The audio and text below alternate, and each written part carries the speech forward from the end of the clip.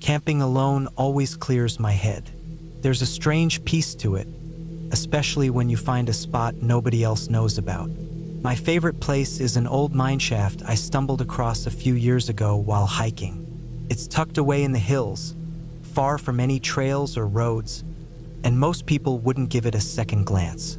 The opening is wide enough to fit a couple of trucks side by side, and while the shaft itself doesn't go too deep, it's perfect for shelter.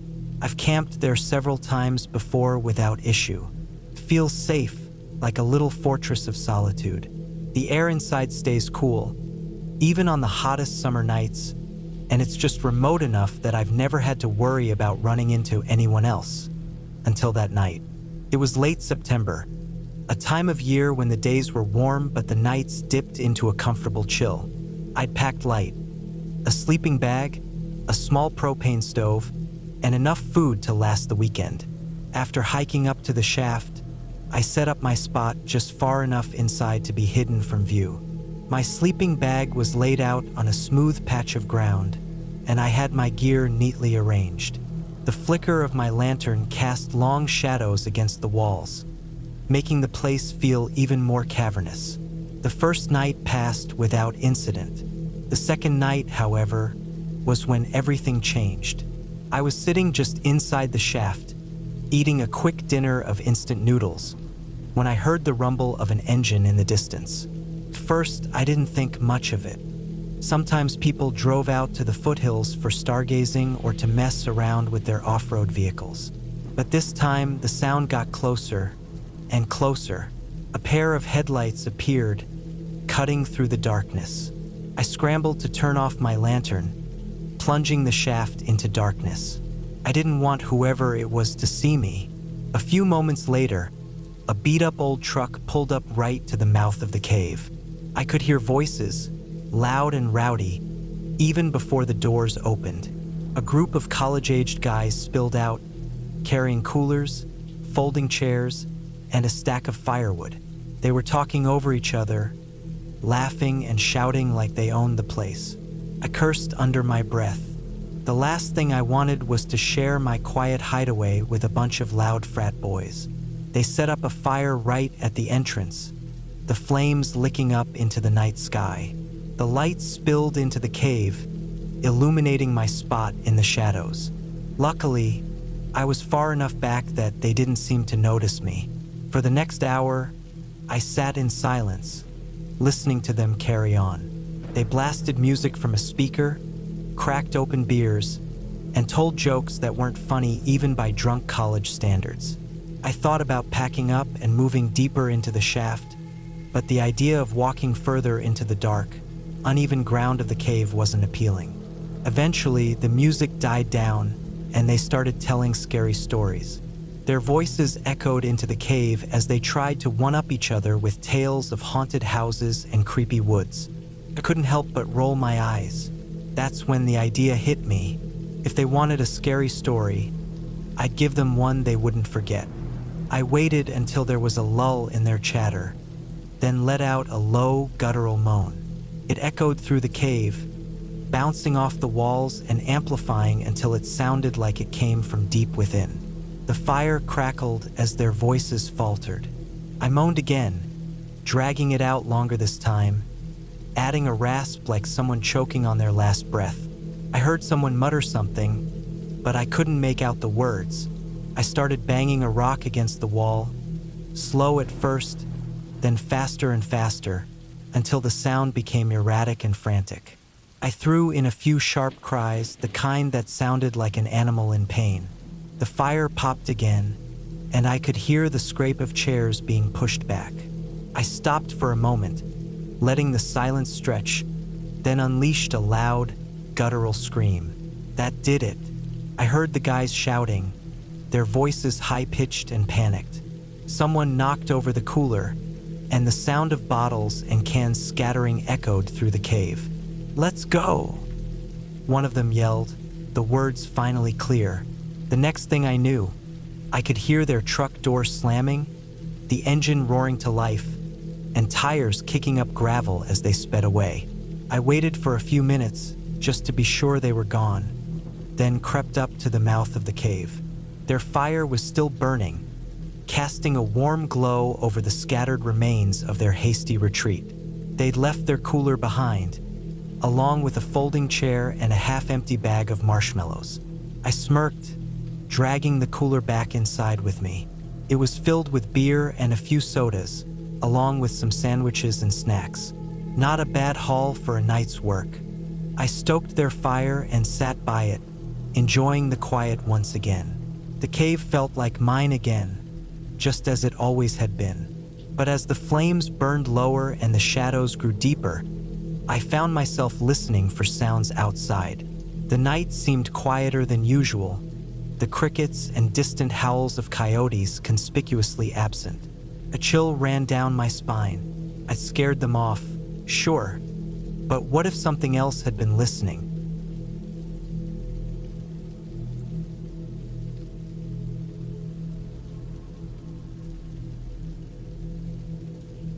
It was the summer of 1997, and I was 16. My two best friends, Jamie and Mark, and I had convinced my dad to drop us off at the edge of Winley Forest, a massive national park stretching for miles. We'd planned a week-long wild camping trip, just the three of us, and had marked a spot on the map where my dad would pick us up 7 days later.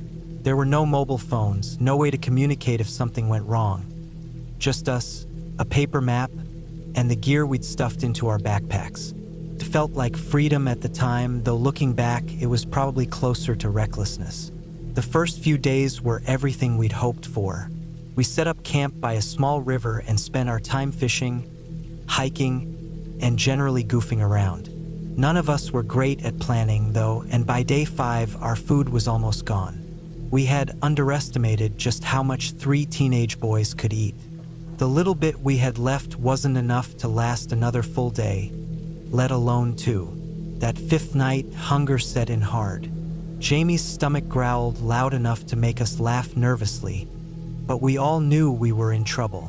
We spent hours discussing what to do, and by the morning of the 6th day, we decided there was no point in waiting around for my dad to pick us up. We were 100 miles from home, but we figured we could start walking and at least find somewhere with food. It was pouring rain by the time we packed up, and we set off down the narrow forest road, soaked through and miserable. At first, we were optimistic. We talked about what we'd eat when we got home, how proud we'd be to tell everyone about our adventure. But as the miles dragged on, we realized we didn't have a clue where we were going. The road was winding and unfamiliar, and the rain turned everything into a gray blur. After hours of trudging along, we decided to turn back. It felt like giving up, but at least we knew the way to our original pickup spot. We hoped maybe we'd pass someone who could help us, though we hadn't seen another soul all day. By the time it got dark, we were exhausted and soaked to the bone. We kept walking, hoping we'd find some kind of shelter. Around 2 a.m., headlights appeared behind us. A truck slowed down and stopped. A man stepped out, and my stomach immediately tightened. He was wearing a park ranger uniform, but something about him felt off. He looked us over with an unsettling smile, his gaze lingering a little too long. He asked what we were doing out there, and after we explained, he told us we should be careful. He said it was the kind of place where people could disappear, and no one would ever find them. His words chilled me more than the rain. Then he suggested we camp at a viewpoint further down the road, said it was a good, safe spot for the night. We didn't have much choice, so we thanked him and kept walking. When we reached the viewpoint, we saw what he meant. It was a flat area overlooking a deep valley, with a cattle grid marking the entrance. We crossed the grid and set up our tents, all too aware of how exposed we were out there. About 20 minutes after lying down, we heard the unmistakable sound of a vehicle crossing the cattle grid. My heart jumped into my throat. We sat up in silence, staring at each other in the dark. None of us dared move, but we were all thinking the same thing. The ranger. The sound of the vehicle stopped nearby, but there were no other noises, no voices, no doors opening, no footsteps. The silence was unbearable. We grabbed the knives we'd packed, more for show than anything, and huddled together in one tent. Every sound outside seemed amplified. The rain hitting the tent, the wind in the trees, the occasional creak of something moving in the distance. None of us spoke, and none of us slept. Eventually, the adrenaline wore off, and the exhaustion caught up with us. I must have dozed off because I woke up to daylight filtering through the tent. We carefully unzipped the flap and stepped outside, scanning the area. There were no tire tracks, no sign that anyone had been there. But as we inspected the cattle grid, we noticed something odd. Off to the side, the ground had been worn down just enough for a vehicle to pass without crossing the grid. It was subtle, but it was there. We packed up in record time and started walking again, sticking close together. None of us mentioned the ranger or the vehicle. We made it back to our original pickup spot by late afternoon, just in time for my dad to arrive. When he pulled up, he could tell something was wrong, but we didn't say much. We just wanted to go home. To this day, I still think about that night. I can't explain why the ranger said what he did or why a vehicle came to the viewpoint without leaving any tracks. Maybe it was just someone messing with us, but it felt like more than that. It felt like we were being watched, hunted even. I'll never know for sure, but I've never been camping since.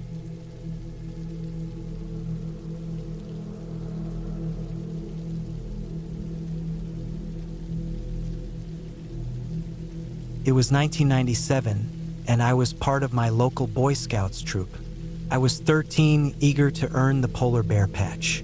For those who don't know, that's a patch awarded for camping in freezing temperatures. No easy feat for a kid.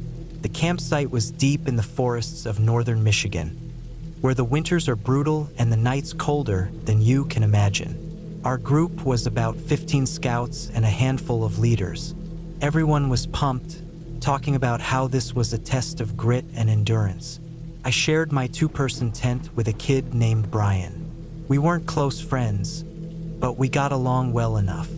I remember how we spent the first few hours of the night cracking jokes and zipping our sleeping bags as tightly as possible to keep out the cold.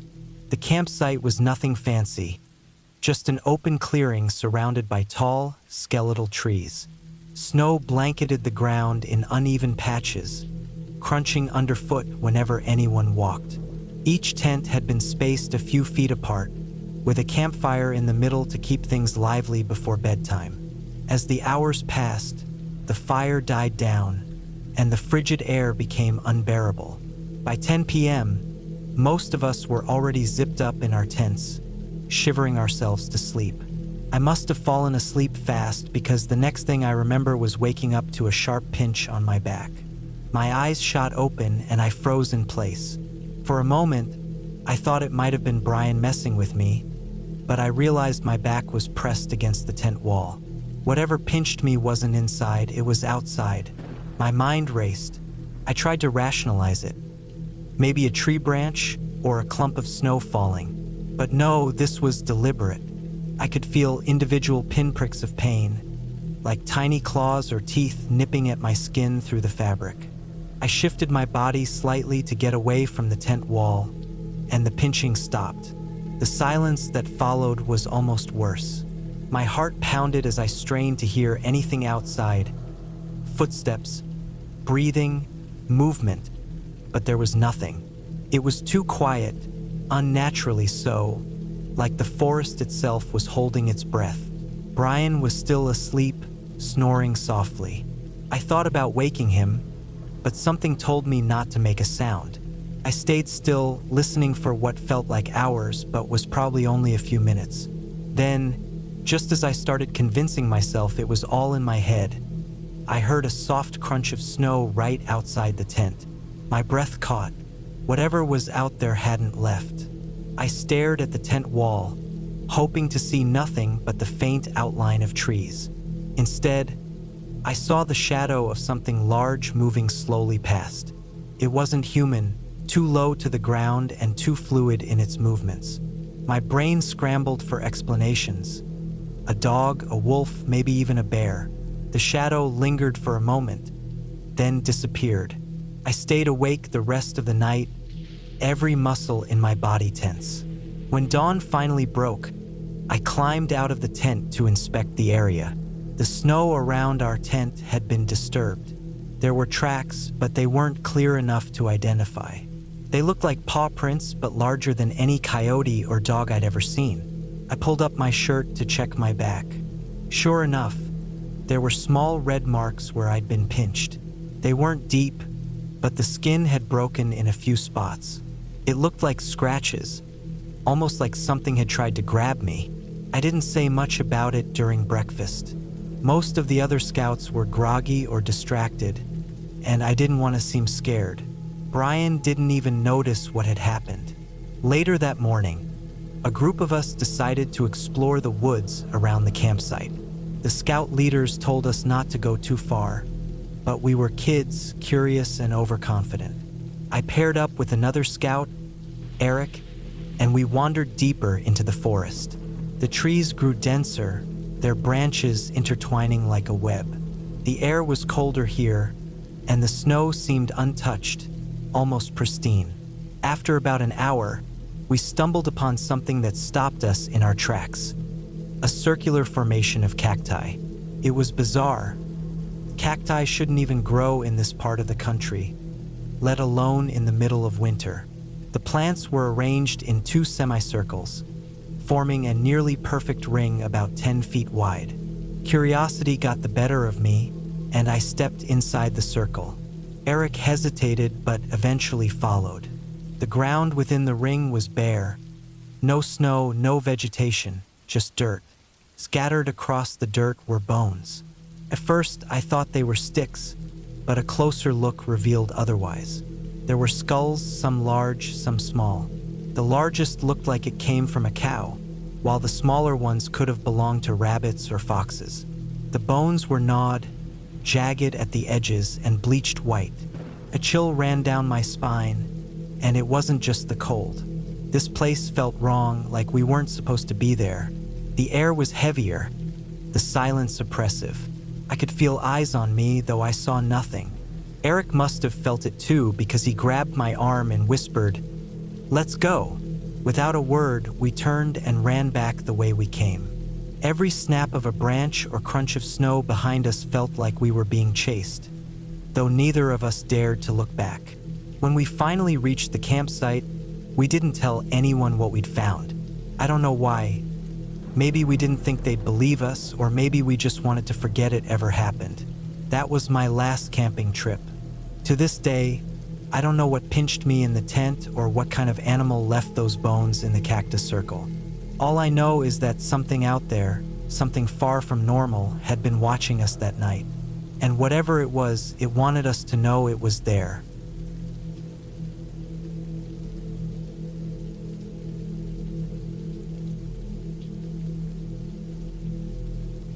Winter camping always seemed like a peaceful getaway to me, a chance to break from the noise of the world.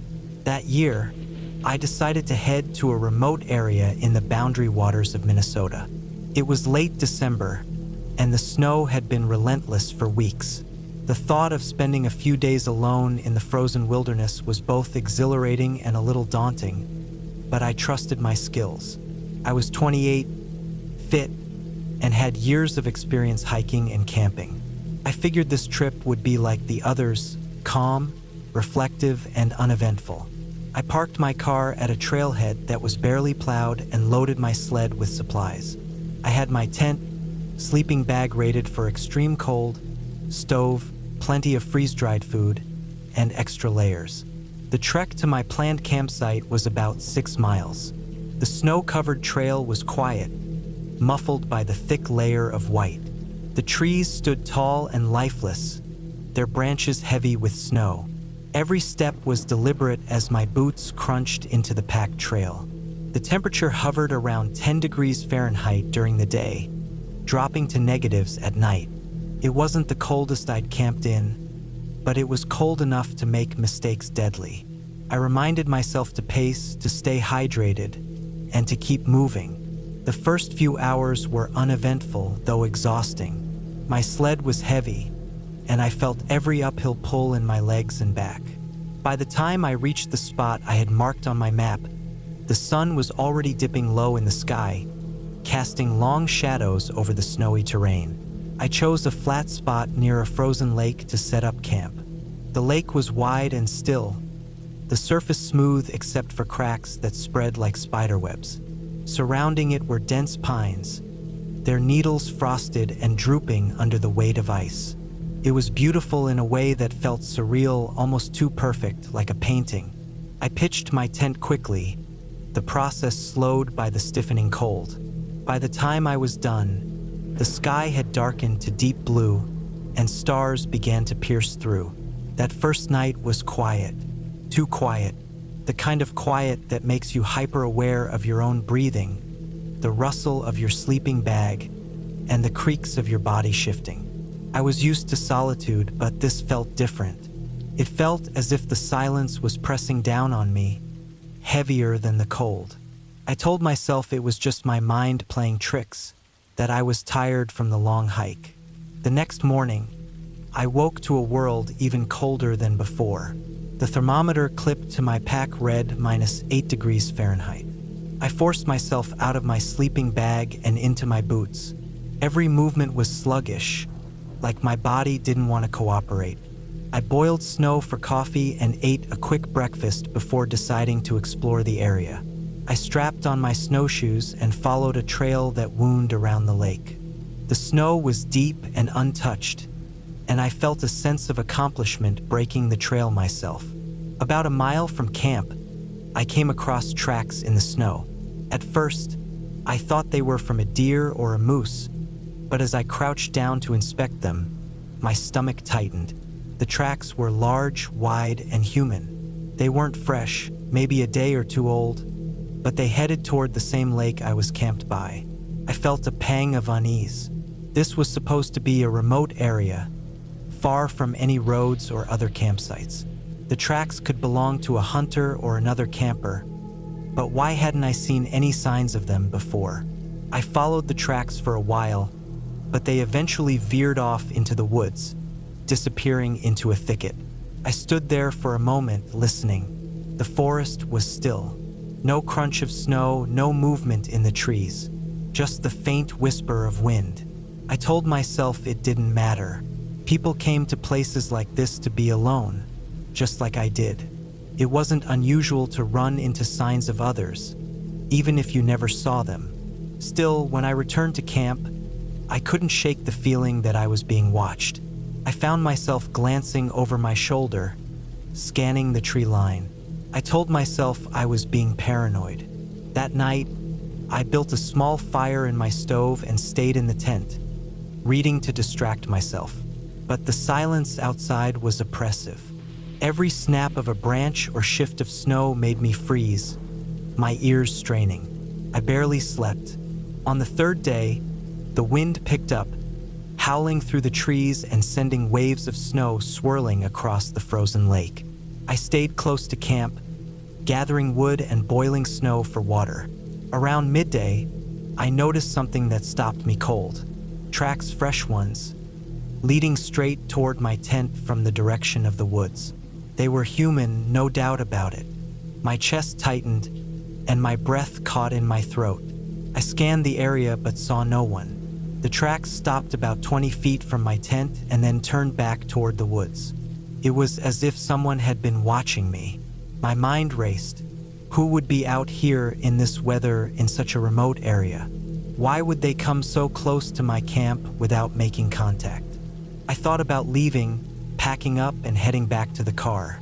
But the hike would take hours and the wind was picking up, making visibility poor. I decided to wait it out, telling myself I was overreacting. But deep down, I knew something wasn't right. I spent the rest of the day on edge, jumping at every sound. I kept my knife close and made sure my headlamp batteries were fresh. That night, I couldn't sleep. I lay in my sleeping bag, staring at the ceiling of my tent, listening. Around 2 a.m., I heard it. Footsteps, slow, deliberate, crunching in the snow just outside my tent.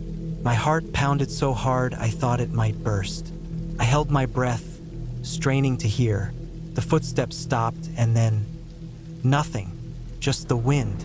I didn't move for hours, clutching my knife, my ears ringing from the silence.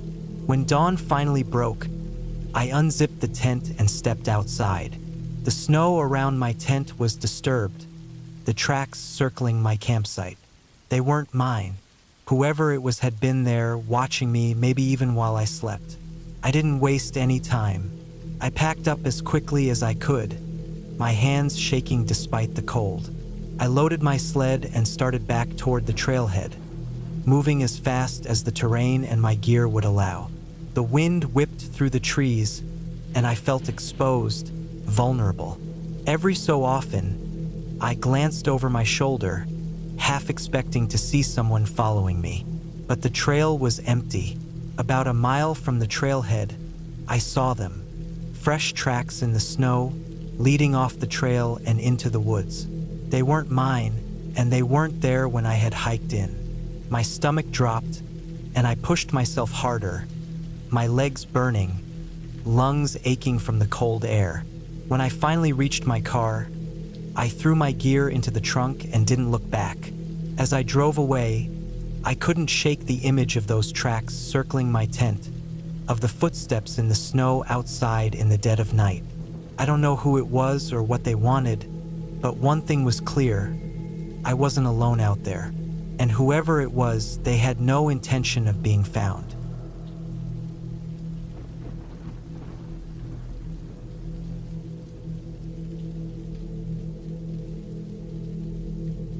It was the summer of 2011 when I decided to take a solo camping trip.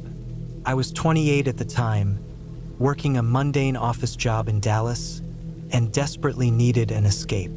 The heat in Texas had been unbearable, so I drove north to the Ozark National Forest in Arkansas, seeking cooler air and some solitude. I had camped here once before, but only in the popular areas where families gathered and campgrounds were well marked. This time, I wanted something different, a deeper, quieter spot off the beaten path. I arrived at the park on a Friday afternoon. The sky was clear, the air smelled of pine, and the only sounds were the occasional bird calls and the rustling of the wind through the trees. I had picked out a trail on an old map I found online. It wasn't one of the marked ones, but it looked manageable, a shortcut to an isolated clearing near a creek. The map was dated, and the ranger station hadn't mentioned the trail when I checked in, but I figured it was still passable. I parked my car at the edge of the forest and strapped on my pack, carrying just enough for 2 nights. A tent, food, water, and a small camping stove. The trail was overgrown but visible, weaving through dense woods that felt untouched by time. It wasn't long before the official trails and noise of other hikers faded away. The forest felt alive around me, every snap of a twig or rustle of leaves amplified by the stillness. The hike took longer than I expected.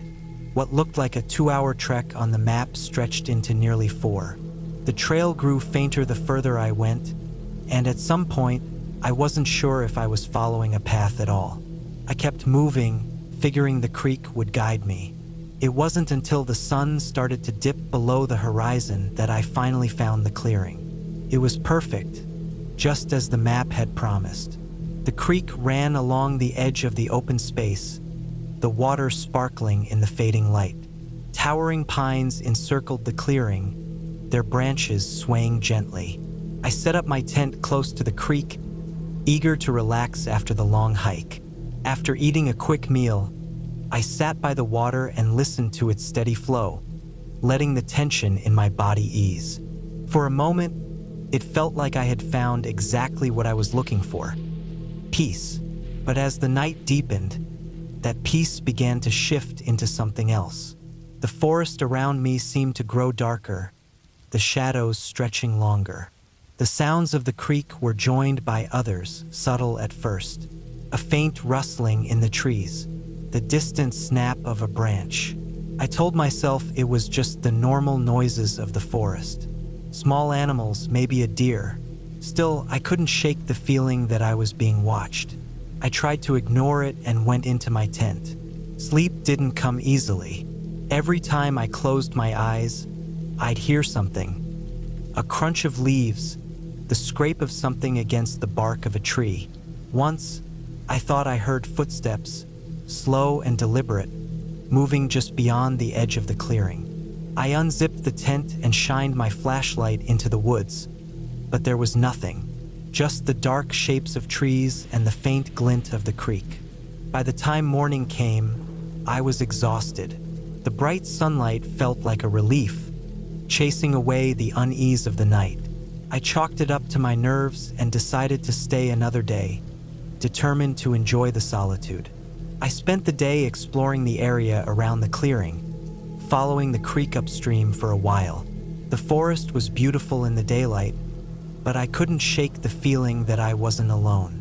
Several times, I thought I saw movement out of the corner of my eye, a shadow slipping between the trees or the flash of something pale. Every time I turned to look, there was nothing there. I returned to the clearing as the sun began to set, determined to stay alert that night. I built a fire, its flickering light a small comfort as the darkness closed in.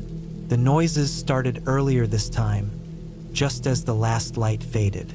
Rustling in the underbrush, the snap of twigs, the faint crunch of footsteps. It wasn't just animals. The sounds were too deliberate, too measured. I sat by the fire, gripping my flashlight and knife, my back to the tent. Hours passed. The noises grew closer, circling the clearing but never coming into the light.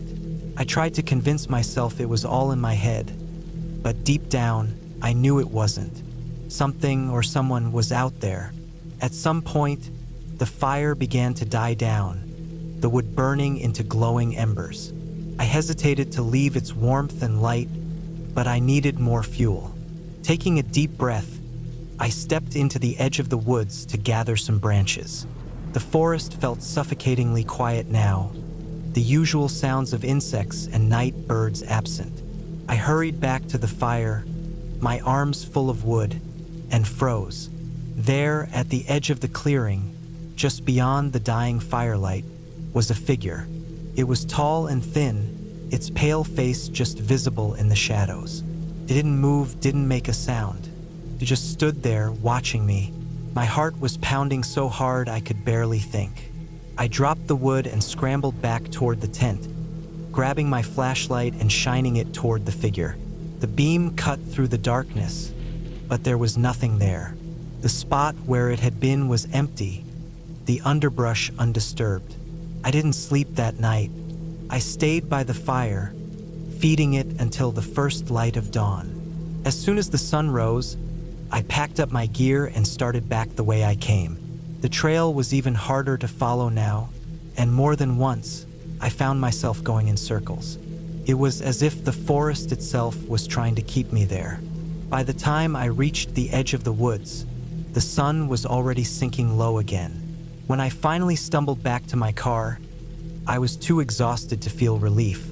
As I threw my pack into the trunk and climbed into the driver's seat, I glanced back toward the forest one last time. For a moment, I thought I saw something, a pale face watching me from the shadows. But when I blinked, it was gone. I didn't stop driving until I was miles away, the forest a distant memory in my rearview mirror. Even now, years later, I can't explain what happened out there. I've told myself it was just my imagination, a trick of the light and my tired mind. But deep down, I know the truth. Something was out there and it was watching me.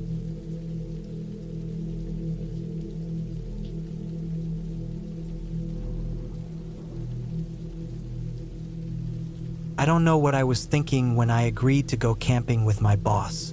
It wasn't like we were close or anything. He was just one of those people who had a presence that was hard to say no to. He'd been talking about the trip for weeks, saying how he wanted to get out into the wild and away from the city. I'm not much of an outdoorsman, but I felt like I couldn't back out without looking bad. We picked a spot up in the mountains, somewhere remote enough that there wouldn't be any cell service. My boss, Mark, said it was the perfect way to unplug from the world. I was skeptical, but I went along with it. The drive to the trailhead was long, and by the time we parked the car and started hiking to our campsite, the sun was already dipping below the horizon. Mark was in his late 40s, fit for his age, and had this confidence that made him seem like he could handle anything. I, on the other hand, was in my early 30s, not unfit but definitely not the picture of athleticism. The hike was tougher than I expected. The trail was steep in places, and the backpack I carried felt heavier with every step. Mark barely seemed to notice, pushing ahead like he'd done this 100 times. By the time we reached the clearing where we'd set up camp, it was dark. The spot was beautiful, though, a flat area surrounded by tall pines, with a small stream nearby. Mark said it was perfect, and I had to admit it was. We set up our tents, built a fire, and cooked some basic food.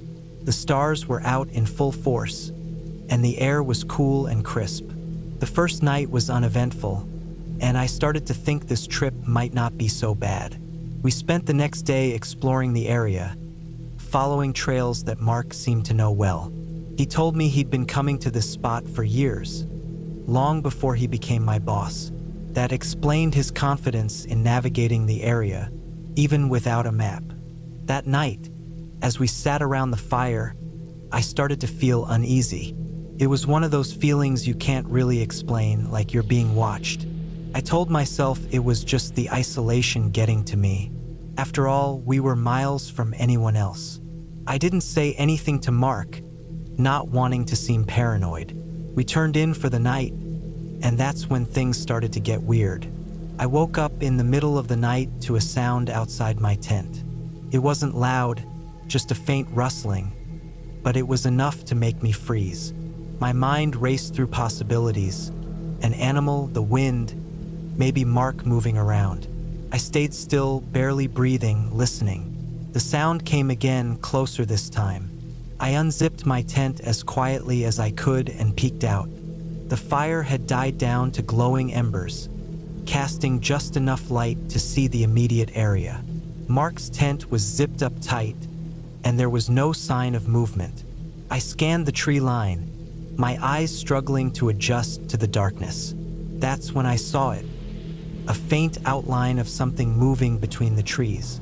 At first, I thought it was a deer or some other animal, but the way it moved wasn't right. It was too deliberate, too human. I whispered Mark's name, but he didn't respond. I debated waking him up, but decided against it. Instead, I grabbed the flashlight from my pack and shone it toward the trees. The beam of light cut through the darkness, but there was nothing there. I stood there for what felt like forever, waiting for something to happen, but the forest was silent. Eventually, I convinced myself it was nothing and went back to bed. The next morning, I told Mark about what I'd seen. He laughed it off, saying it was probably an animal. I wanted to believe him, but something about the way he said it didn't sit right with me. He seemed too dismissive, like he didn't want to talk about it. We spent the day hiking again, but I couldn't shake the feeling that we weren't alone. Every so often, I'd catch movement out of the corner of my eye, but whenever I turned to look, there was nothing there. I told myself it was just my imagination, but the feeling of being watched was constant. That night, things escalated. We just settled into our tents when the noises started again. This time, it was louder, branches snapping, heavy footsteps. I sat up, heart pounding, and listened. The sounds were coming closer, circling the campsite. I could hear Mark moving in his tent, and I knew he was awake too. I grabbed the flashlight and unzipped my tent, stepping out into the cold night air. Mark was already outside, holding a hatchet he'd brought for chopping wood. His face was pale, and for the first time, he looked unsure of himself. We stood there in silence, listening. The footsteps stopped, and the forest went quiet. Too quiet.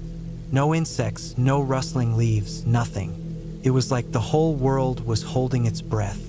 And then we heard it, a low, guttural sound that made my blood run cold. It wasn't an animal, at least not one I'd ever heard. It was deep and primal, almost like a growl, but more human somehow. Mark motioned for me to stay close, and we slowly moved toward the sound. My flashlight barely penetrated the darkness, but I kept it trained ahead of us. The sound came again, louder this time, and I could feel it in my chest. We reached the edge of the clearing, and that's when we saw it. A figure stood just beyond the tree line, tall and unmoving. The light from my flashlight caught its face, and I felt my stomach drop. It wasn't a face at all, not really, just a pale, featureless mask of flesh. Mark raised the hatchet, and the figure stepped back into the shadows, disappearing as quickly as it had appeared. We stood there, frozen, for what felt like hours, but nothing else happened. The rest of the night was a blur. We didn't sleep, keeping the fire going and staying alert. When morning finally came, we packed up camp and hiked back to the car as fast as we could. Neither of us said a word. Even now, weeks later, I can't explain what we saw. Mark hasn't mentioned it, and I haven't brought it up either. But I know what I saw, and I know it wasn't human. Whatever it was, it's still out there somewhere in those woods, and I'll never go back to find out.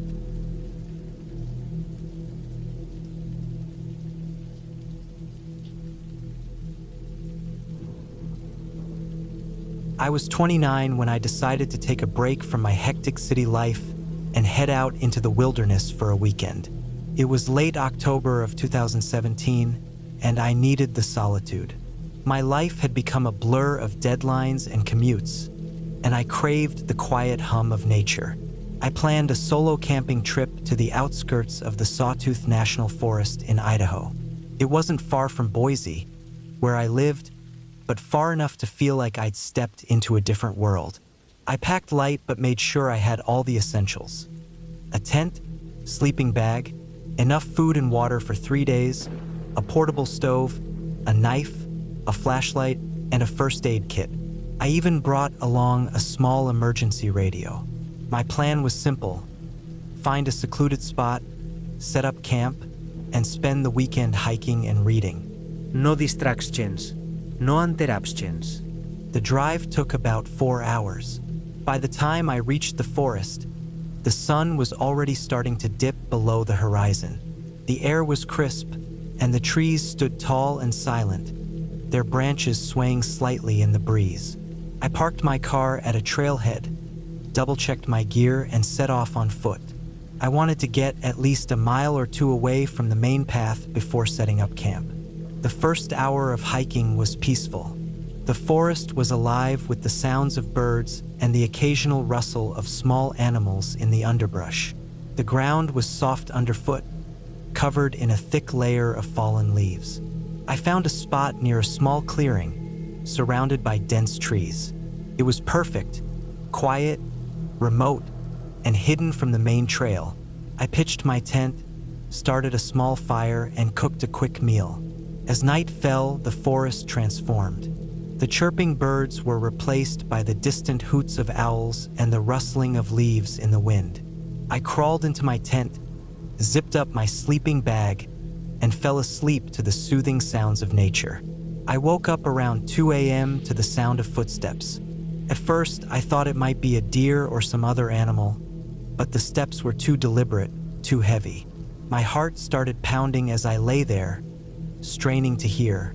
The steps came closer, then stopped just outside my tent. I held my breath, gripping the knife I'd kept beside me. After what felt like an eternity, the steps moved away, fading into the distance. I didn't sleep for the rest of the night. The next morning, I convinced myself it was nothing. Maybe a curious animal had wandered too close. I decided to stick to my plan and spend the day hiking. The forest was beautiful in the daylight, with the sun filtering through the trees and casting long shadows on the ground. But I couldn't shake the feeling of being watched. Every so often, I'd hear a twig snap or leaves crunch behind me, but whenever I turned around, there was nothing there. By late afternoon, I was exhausted and decided to head back to camp. The uneasy feeling stayed with me, but I tried to push it aside.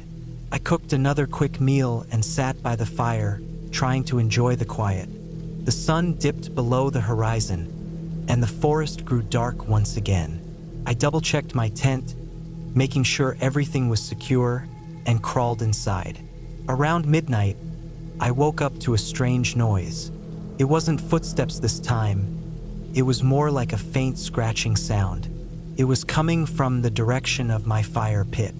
I unzipped the tent just enough to peek out. The fire had burned down to embers, casting a faint orange glow over the clearing. I couldn't see anything at first, but then I noticed movement near the edge of the light. It was a person, a man crouched near the fire.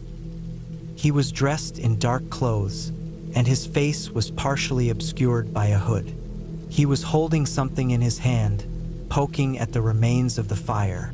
My blood ran cold. I stayed perfectly still, watching as he stood up and began walking toward my tent. I zipped the tent shut as quietly as I could and grabbed my knife. My mind raced. Should I confront him? Wait him out? The footsteps stopped right outside my tent. I could hear him breathing. Then, after a long moment, he walked away. I waited, listening as his footsteps faded into the distance. The next morning, I decided I'd had enough. I packed up my gear and started heading back toward the trailhead. I didn't care if I cut the trip short. I just wanted to get out of there. The hike back was tense. Every sound, every movement in the trees set my nerves on edge. By the time I reached my car, my legs were shaking from both the exertion and the fear. I threw my gear into the back seat and got behind the wheel, ready to leave. But as I turned the key in the ignition, I noticed something strange. There was a piece of paper tucked under my windshield wiper. My heart sank as I stepped out of the car to grab it. The paper was blank except for a single sentence, scrawled in messy handwriting. "You can't run forever." I froze, looking around the empty parking lot. There was no one in sight. I jumped back into the car, locked the doors, and sped out of there as fast as I could. For weeks after the trip, I couldn't shake the feeling of being watched. I started noticing small things. Doors left open that I was sure I'd closed, items in my apartment that seemed to be out of place. One night, I came home to find the same piece of paper sitting on my kitchen counter. That was when I decided to move. I packed up everything I owned and relocated to a different city, hoping to leave the fear behind. But even now, years later, I still wake up in the middle of the night, convinced I can hear footsteps outside my window.